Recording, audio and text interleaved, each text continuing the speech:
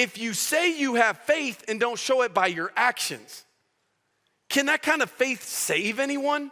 Are they talking about salvation in terms of right standing with God? No, it's not talking about that.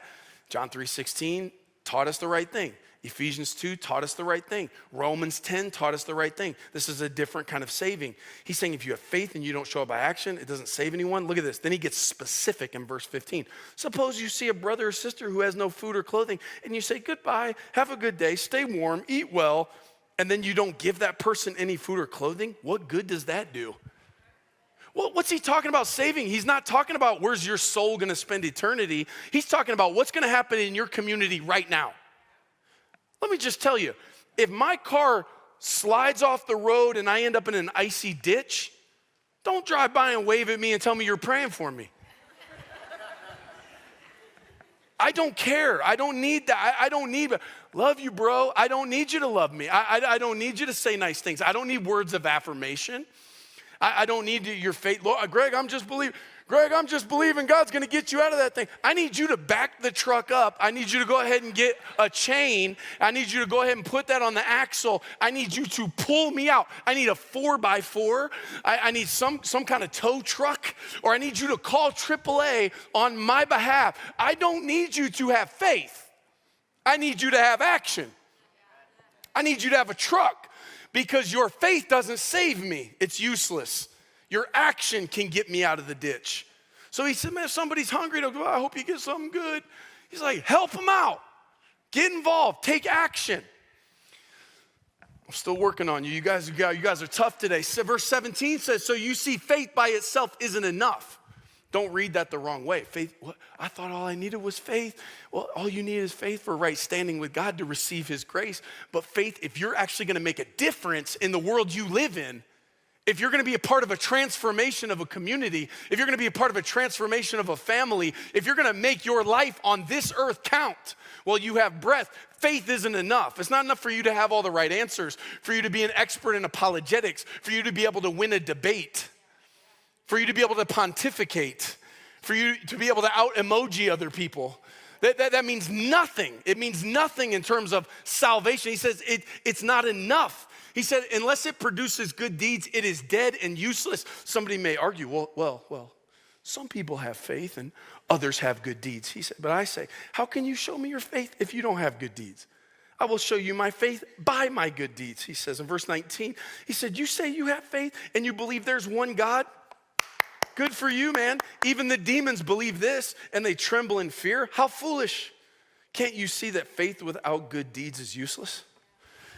So then James is like, man, I need a case study, man. I need a poster child. Like who is somebody who could demonstrate an integrated life of faith? James 2:25. Rahab the prostitute is another example. Or Rahab every time. Rahab the prostitute. She's like, will you stop producing me? Rahab the prostitute is another example. She was shown to be right by God by her actions when she hid those messengers and sent them safely away. She brought them into her house and she followed all the way through, sending them safely away by a different road. Just as the body is dead without breath, so faith is dead without good works. So Rahab sends these men away. They come back, the walls come down, and she is saved. Well, what's the rest of the story? What's the rest of the story? Because now you have a pagan prostitute who has survived a city, and now she's surrounded by the nation of Israel. It says later on in the book of Joshua that she's taken outside the city to a camp, but eventually ends up in the center of or among the people of Israel. And the word that's used there is like the guts of the city. In other words, she lived, her abode was in the middle of Israel. So you have this woman with a pagan background and a pagan name who has a background of prostitution, who's now living in a new place among a group of people who she has very little in common with. God has given her a reset. A reset. When that city came down and the culture came down, she was given a new opportunity. how does she end up with this Salmon dude, right? Because it's just like we go from that to then Matthew 1, it's like, oh, and now she's the mother of Boaz, and she marries this Salmon. Who is Salmon? Well, we don't know a lot about Salmon, but we know a little bit about him. And what we know is from the book of 1 Chronicles that says Salmon was the father of Bethlehem. He was the father or the founder of Bethlehem. He was a prominent character in Bethlehem. How did Rahab end up with Salmon? How did this pagan prostitute end up with this prominent man in Bethlehem? How did this love story take place? I don't know. It doesn't lay it out. But just think about what you know about human behavior. The tendency in coming out of the life that she was in would probably be to go, I'm a pagan prostitute, I'm a foreigner here. How much side eye do you think Rahab received? I mean, come on. I mean, in a sense, she was known for, oh yeah, she hid the spies. But there are some people, this pagan prostitute, they're reductive. Some people, you'll always just be a pagan prostitute. That's all they're gonna see. All they see is your profession and your transgression. All they see is where you've been. They define you that way. How many rumors do you think were about this woman? I mean, you didn't think they did rumors back then? Oh yeah, that's Rahab, the pagan prostitute. She let the spies stay at her house. They owed her one, who knows why. At some point in this woman's life, she had to go to a simplicity of integrated faith that she goes, I know who God is. I know who I am. And not everybody will. I'm talking to somebody today who God has set the reset button in your life. There's some things that have come down. There are some relationships that have died. There are some things that were a part of your past. And you've been tempted to define yourself based on what you did with your life. Rahab makes a pivot, a hard pivot, where she stopped defining herself based on what she had done with her life and started defining herself based on what God is doing in her life and what God will do with her life.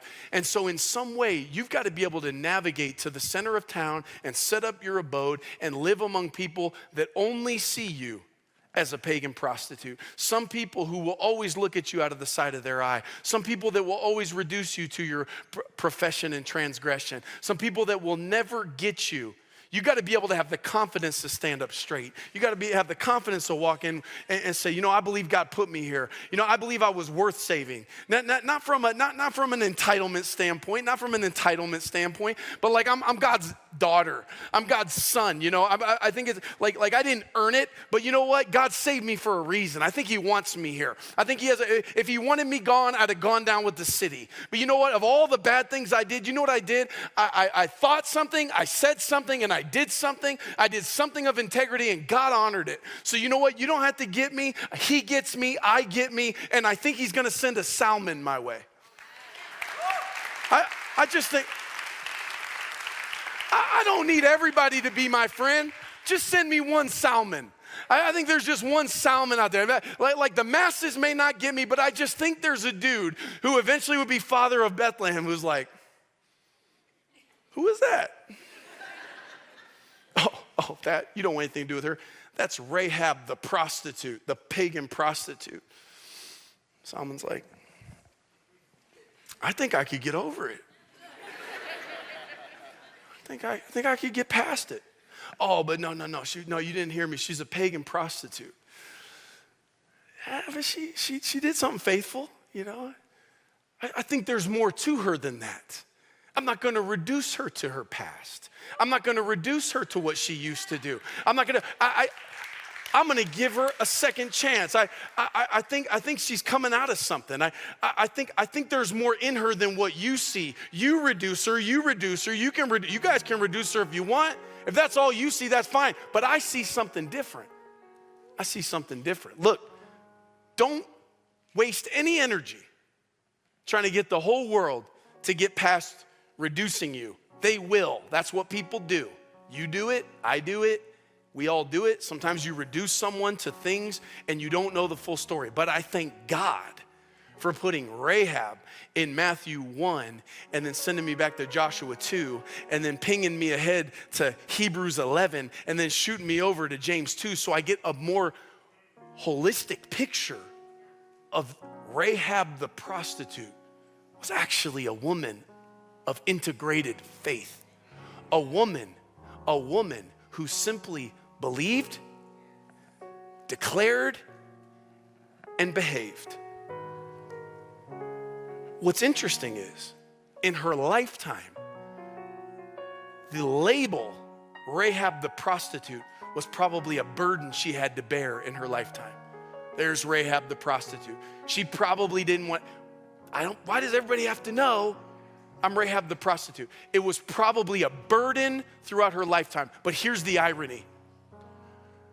The gospel writers and the New Testament writers put Rahab the prostitute not to reduce her value, but to demonstrate God's grace. That's what it's about. They weren't reducing her. The very burden she had to bear in her lifetime became the thing that in antiquity we look back and causes everyone in this room to go, if he can do it for a pagan prostitute, surely he can do it for me. It's not too late. It's not too late. God can do whatever he wants, with whomever he wants, whenever he wants. You hear what I'm saying? God can do whatever he wants. Don't you disqualify you. God can do like unconventional, doesn't matter what they say, what the label. God can do whatever he wants, whenever he wants, with whomever he wants. And that includes you. And that includes me. So the very label that she had to bear through life became a beautiful part of her legacy of the grace of God, who would say any person who would dare disqualify themselves based on their transgressions, based on the labels, any person that would dare overcomplicate and think that their life is ruined and wasted, said, look at this woman. And her title, prostitute, her profession is meant to jar you. It's meant to jar you, not to look down upon her, but to create a bigger view of God's grace, to cause hope to rise up in your heart. Say, if he can do it for her, he can do it for me.